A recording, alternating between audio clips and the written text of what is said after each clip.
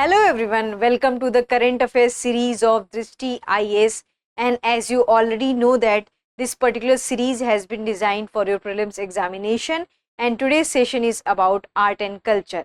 So moving towards the first point.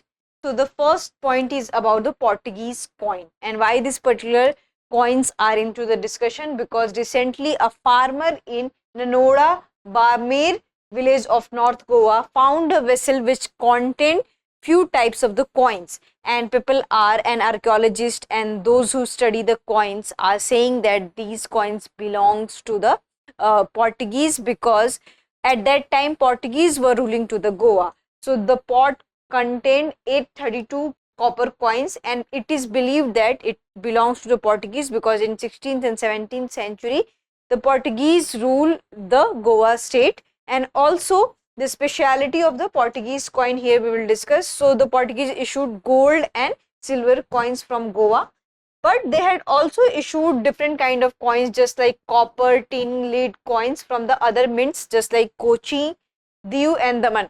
From Goa they were basically focused on the gold and silver, and gold coins were called as cruzado or manol and were issued uniform sizes, values and weights. So here you have to know that what gold coins were known as. So they were known as cruzado, and then on one side they had a cross and on the other side they had a royal arms were displayed. So these are the features of the gold coins. Coming to the silver coins, so silver coins were called as Mia Aspera or Aspera.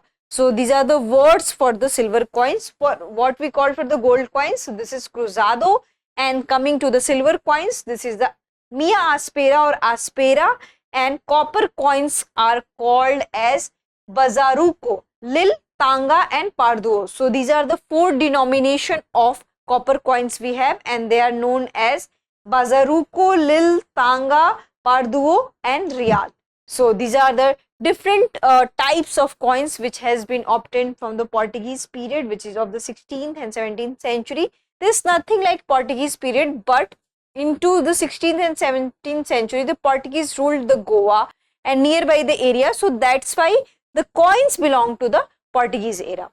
So here why in discussion Saint Mirabai, we already know a lot about the Mirabai and her hymns and her devotion for the Krishna. So here why we are discussing this thing, because 525th birth anniversary of Mirabai has been celebrated in Mathura of Uttar Pradesh of India, and Mirabai was a prominent bhakti saint and she was a devotee of Krishna, and she has left her home also because she was devoted towards Krishna. So we already know about Mirabai because she is quite popular, and also in the 1516 Mirabai was married to the Kunwar Bhoj, son of King Rana Sanga of Mewar. So this is very much important that Mirabai belongs to which period. So she was born in 15th century, it is like late 15th century, but her lifetime also extended to the 16th century, and she was devoted to Lord Krishna at the early age, and she achieved various prominence into the bhakti devotion, and she is known for her hymns, her different kind of creations, bhakti creations. Then we have another one which is Parthenon statues. So here there is a picture of Parthenon statues, and these pictures are often in debates because of its possession. The Greece country says that these things belongs to us and Ottoman Empire. On the other hand, it is currently located in the British Museum. So they says that they have exchanged in with this thing in an agreement. So that's why this particular thing is into the London Museum. So what is the news and why this particular topic is into the discussion? Because Athens accused London for avoiding talks over the disputed statues, also known as Elgin marbles. So what these statues are known as? So these statues are known as Elgin marbles, and sparking a diplomatic row between the Greece and Britain. And Parthian statues housed in a British museum. So currently it is located in the British Museum. So here we'll know about the Parthenian statues. So they housed in the British Museum is a collection of more than 30 ancient Greek stone statues which are more than 2000 years old. So they are more than 2000 years old.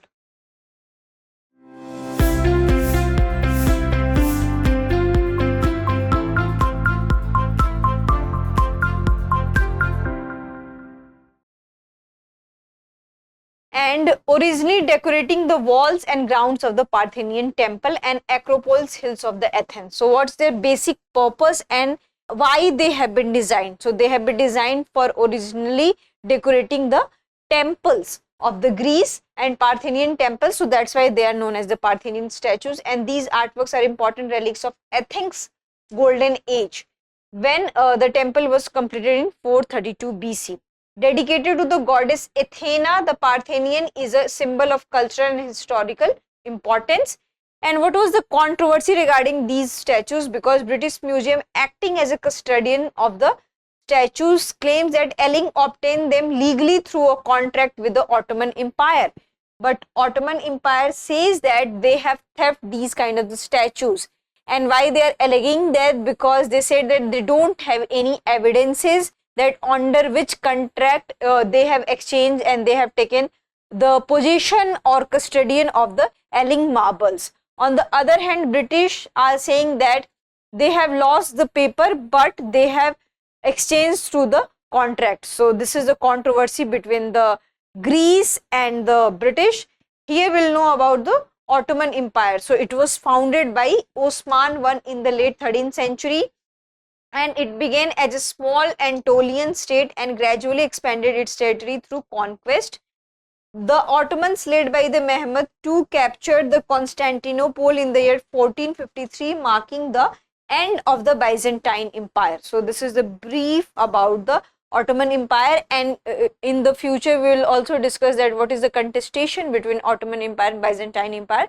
Till now we will here study in the brief. Then coming to the next one is about Kolkali art of Kerala. So as we already have discussed that Kolkali art belongs to the Kerala. So first question is that from where Kolkali art belongs? So it belongs to the Kerala, and Kolkali folk art form is the Malabar region of the Kerala, and to commemorate the arrival of India of Saint Thomas. And who was the Saint Thomas? So Saint Thomas was a disciple of Jesus. So because he arrived in the India in 52 AD, so on the occasion of that and on the behalf of that, Kolkali art is performed, and it is about 200 years old, and Kolkali art is said to incorporate elements of Kalariya Pattu. So it is a martial arts of the Kerala, practiced in Kerala and Tamil Nadu, and here we can see the picture of Kolkali art, which is quite popular in Kerala. And in this, each artist moves in a circle while rotating small sticks and maintaining a rhythm with the spatial steps.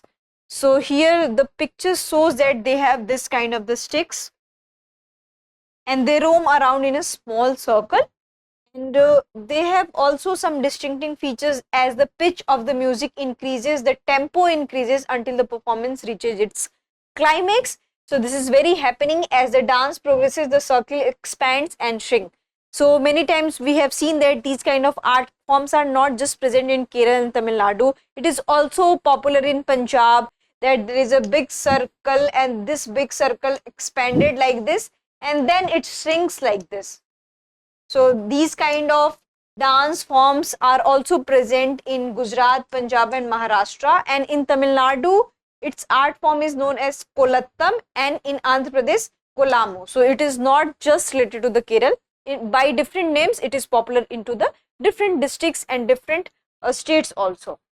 So we have next one, Kambala buffalo race. So this has widely discussed when a boy who has outperformed in Kambala race and his speed was so much high that the sport ministry has given him offer to train under them.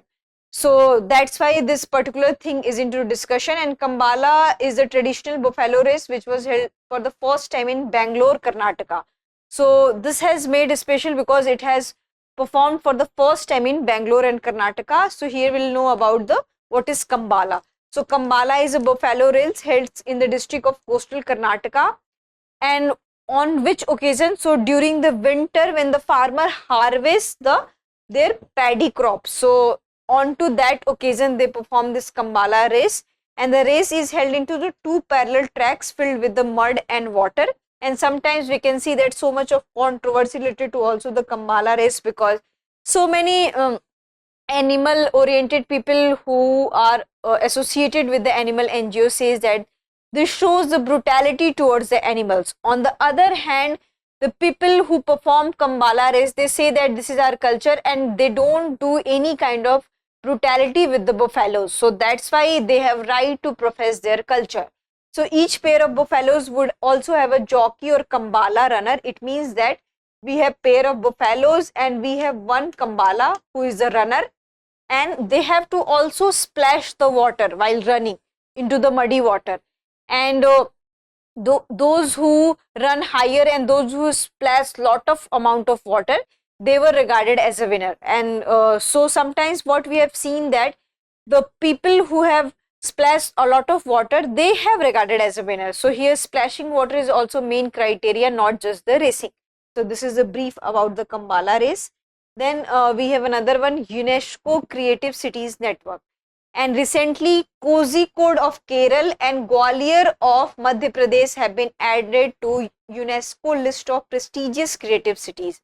So this is very important for your examination, and why they have been regarded as for the contribution of field of literature. It means that Kozhikode is also known as a city of literature and music. This Gwalior, Madhya Pradesh is a land of Tansen. So for literature and music, they have regarded and they have listed under UNESCO list of prestigious creative cities. Importance of Kozhikode, as we have already told you that Kozhikode is also known as city of literature. And here we can see that Kerala Literature Festival, which is the Asia's largest literature festivals.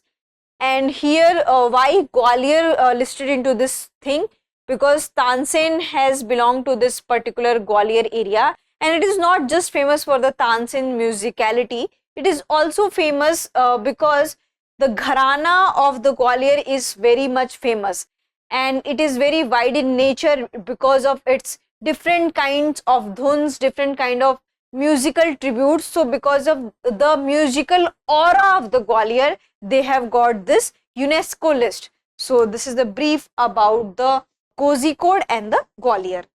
Then coming to the next one is about Vajra Mushti Kalg. And what is this Vajra Mushti Kalg? It is a extinct and it occurs only during the Dashera. So it is a different kind of, you can say that, martial art, and here you can see the picture of Vajra Mushti Kala. And it is a unique Indian martial art, and literally it is translated as thunderbolt because it takes high amount of energy, so it feels like thunderbolt feast. And it features the use of small metal weapons, the knuckle duster. So here we can see the weapons also.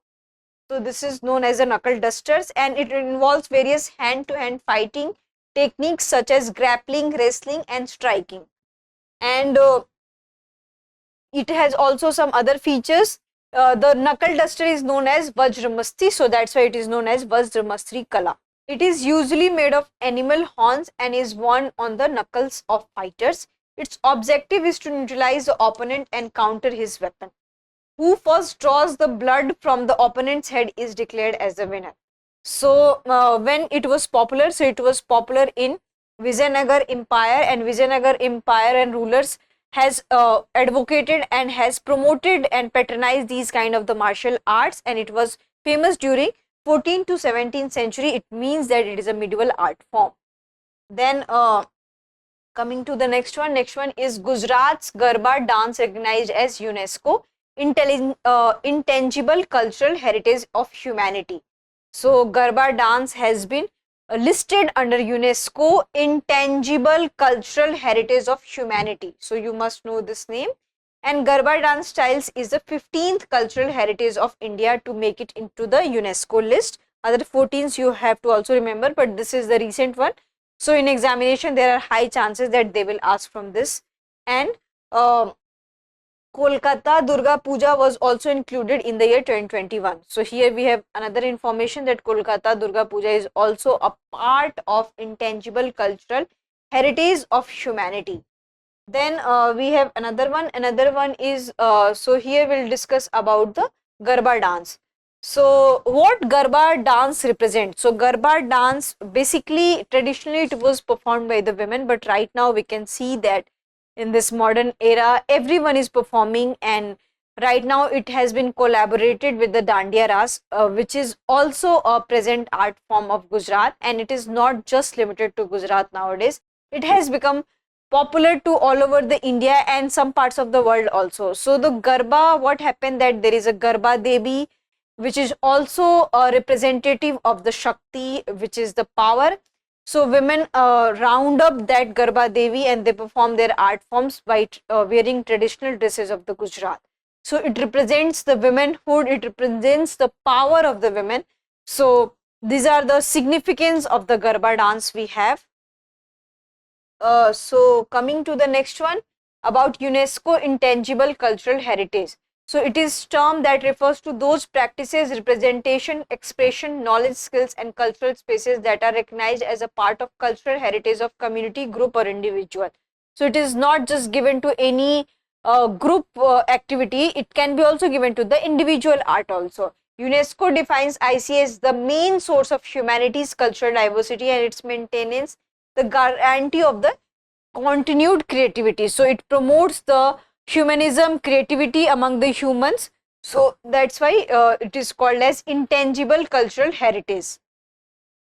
Then we have few list which is the part of ICH. So we have Vedic chants which we chant. Then we have Ram Leela, and it is also a part of intangible cultural heritage. Then we have Kutiyam theatre. Then we have Garhwal Himalaya and their religious festival. Then we have Mudiyettu, which is also theatre of Kerala. Then we have Kalbelia from Rajasthan. Then we have also Chhau dance, and then we have the chantings done by the Buddhist in Ladakh area. Then we have Manipur Sankirtan. Then we have Jandiala, which is a different kind of art forms of Punjab, and we have Yog. Then we have Navroz. Then we have Kumbh Mela and also Durga Puja of Kolkata. So these are the list.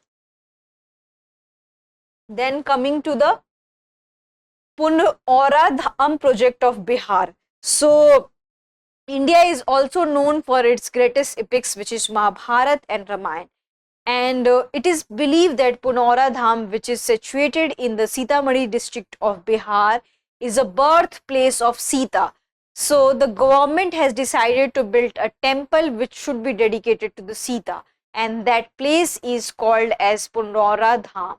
So this is why, that's why we are discussing, and here can be the two questions that Punora Dham, where it is located. So it is located in Sitamarhi district of Bihar, and what it represents. So it represents the birthplace of the Sita. So this is the picture of the Punora Dham. Then we have Kolattam dance. So first you need to know that Kolattam dance belongs to which state. So they are the belonging to the Andhra Pradesh, and recently Kolattam dance has been performed in the Andhra Pradesh, where the Balotsav has been organized in Vijayawada. So what is about this Kolattam? So it is a folk dance of the states of Andhra Pradesh and Tamil Nadu. So this is the Kolattam. It is a part of religious performance where female dances pay homage to the temple goddess. So basically it is a female oriented kind of art form. And Kolattam dance is women's dance, men are not included in it. This form of dance is also called as Kolkonadu or Kolonalu. In different areas they are known for their different names.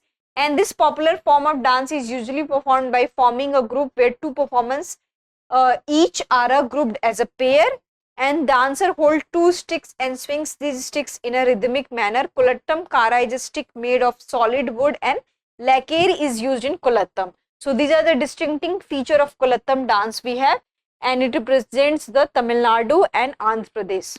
Then we come to the another one. Another one is about Mudiyettu dance drama of Kerala.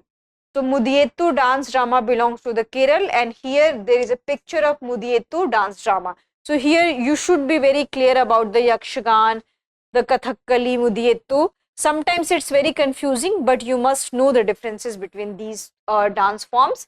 It is a ritual theatre and dance drama from Kerala which depicts the mythological story of battle between the goddess Kali and demon Darika, and it is generally performed at the Bhagwati temples of the Kerala. And Bhagwati temples, when it is performed, so it is performed between the harvest seasons. So they also celebrate their harvest season, and then the performance is performed by the members of Marar and Kurupuk communities. So this one is very much important point because sometimes they ask that Mudiettu belongs to which community and which community are the participants of the Mudiettu dance form or theatre. So they are the two communities who are the Marar Kurupu communities who paint their faces and wear elaborate costumes and headgears. And it also includes various characters: Shiv, Narad, Darika, Kali, Danavendra, Koi Chadar and Kuli. And the ritual concludes with the victorious Kali entering the stage holding Darika's head, and Mudiettu is a UNESCO intangible cultural heritage list. So, in Kerala, we have another dance form which is also into the UNESCO intangible cultural heritage, which is Kutiyattam. So, Mudiettu and Kutiyattams are from the Kerala who are part of ICH. Then coming to the next one is about Paleolithic tools unearthed in floods in Telangana. So in Telangana, Mulugu district, Paleolithic tools have been unearthed, and we have found tools and axes into the sandy bottom of the streams, and these axes were found in the stream between the Gururevela and Bhupattipuram villages in Mulugu districts, and these are the pictures we can see. Then according to paleontologists, the stone axe belongs to the early or lower Paleolithic period and is about 3 million years old. And here they have given the time period of Paleolithic period, which is approximately 3.3 million years BC, which is a duration of 10,000 years.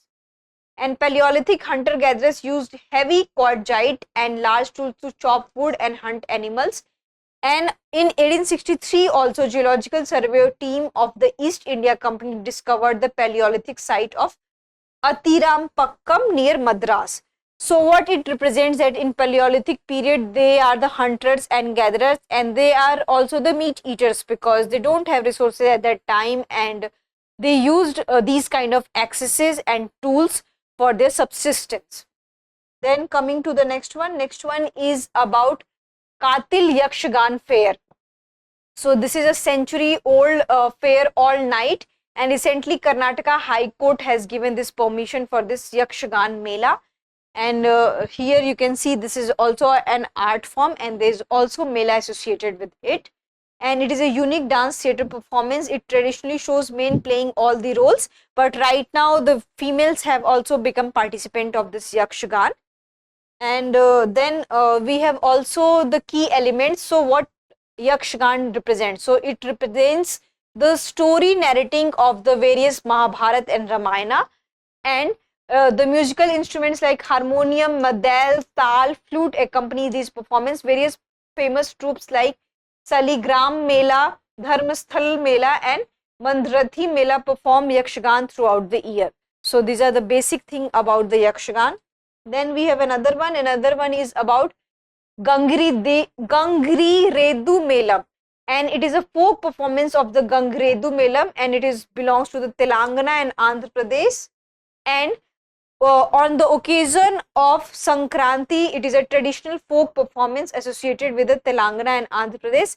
A bull decorated with colorful flowers and costume is the central theme of the dance.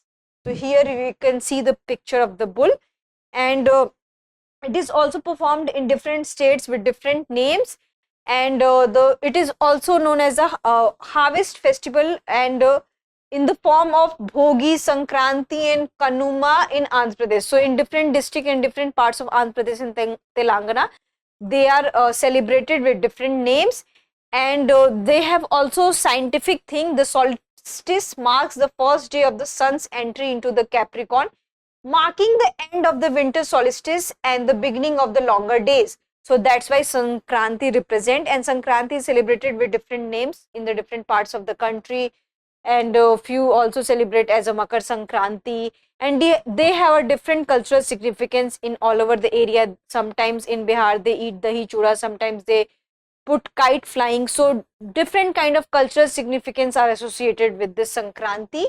So these are the peoples also sing the local folklore and these kind of things.